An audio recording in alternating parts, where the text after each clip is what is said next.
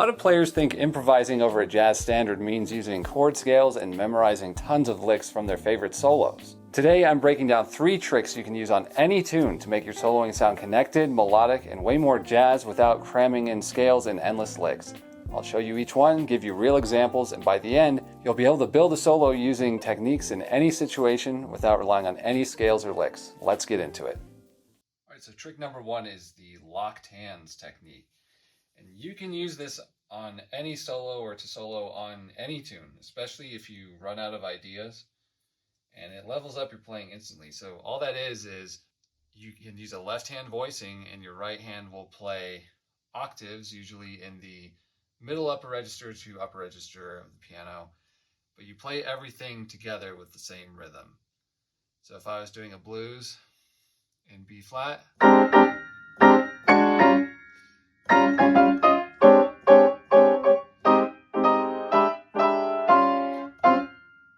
just like that. So everything is together rhythmically, and you can also do it for your comping as well. Red Garland would do this all the time. So even if it's Ladybird for like the first 4 bars or something, you can still do it.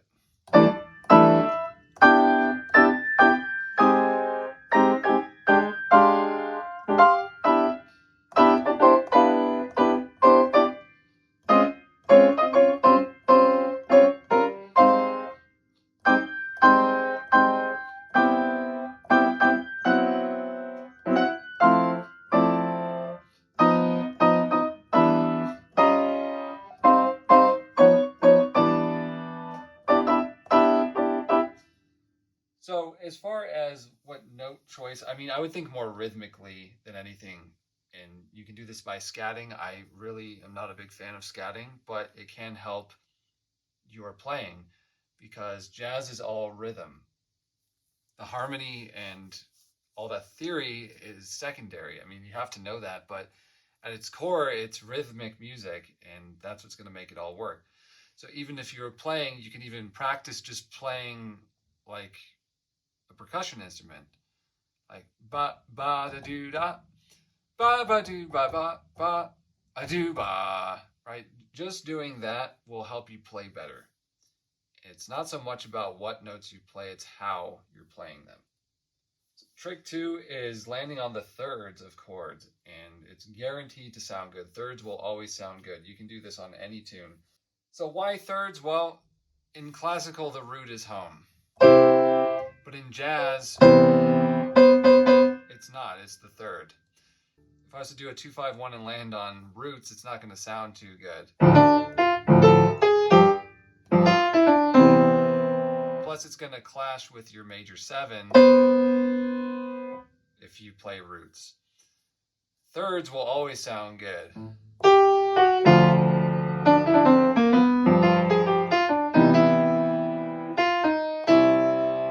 Is home in jazz, not the root. Can be other notes, but the third will always be super strong. If I was playing the third of every chord on a blues, it might be something like this.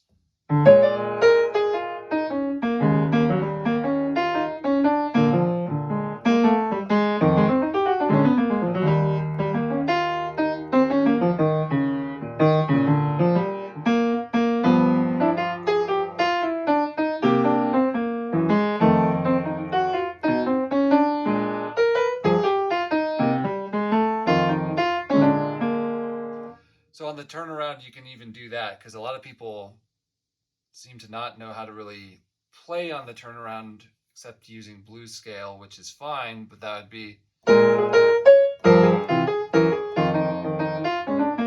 you can start to target thirds, and that will automatically give you more of a bebop kind of sound.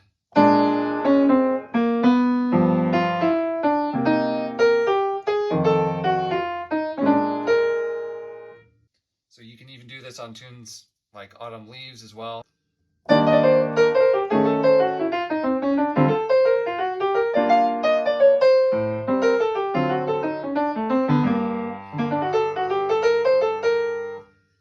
So thirds are a great thing to practice. Trick number 3 is playing chord tones and extensions. This is something I go over in depth in my Complete Jazz Improv System course. In fact, there's an entire module on this, but I'll give you a little taste here. To move beyond simple melodic lines, try adding some extensions. These can be ninths, 11ths, or 13ths. And if you're newer to jazz piano, a little trick to remember this is if you have in the key of C, the ninth is the second, the 11th is the fourth, and the 13th is the sixth. So I'll play the standard All the Things You Are, landing on thirds and fifths, just a couple bars, just so you can hear the difference. So the melody is all thirds, right?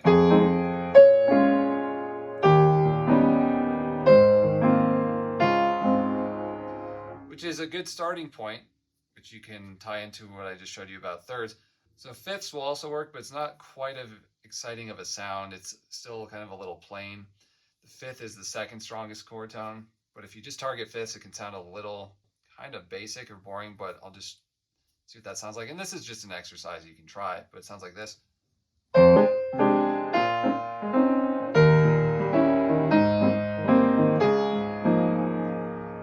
But what will really make your line stand out is if you target ninths, 11ths, and 13ths.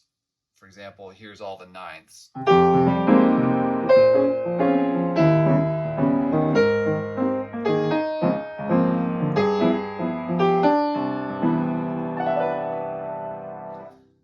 And you can choose freely which chord tones and extensions you target. You can mix it up. You can try different orders of them. You can try just one kind, which is what I recommend to practice. And you can put it all together. You can combine them in your solos, mix and match, or use one of them for half the tune, or even a full chorus through the form. So there's a lot of possibilities there. Leave a comment below and tell me which of the 3 tricks are you going to try first on your next standard. These 3 tricks are barely scratching the surface of what I cover for improvisation and soloing techniques in depth in my complete jazz improv system course. You can get all the details from the link in the description below. You'll even get direct access to me in the private Discord community. You can ask me anything, any questions you want about the course as you go through it, get feedback on your playing, so you're never left wondering if you're doing it right.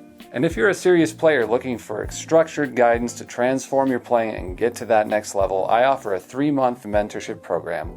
Link is in the description. Book a call with me and we'll talk about your goals and what's been holding you back. That's all for now, but if you're ready to go deeper, watch the next video on motivic development as I go through examples from 3 jazz masters and how you can apply mine and their frameworks to your jazz improv. Link is right here on screen. Thanks for watching and see you in the next video.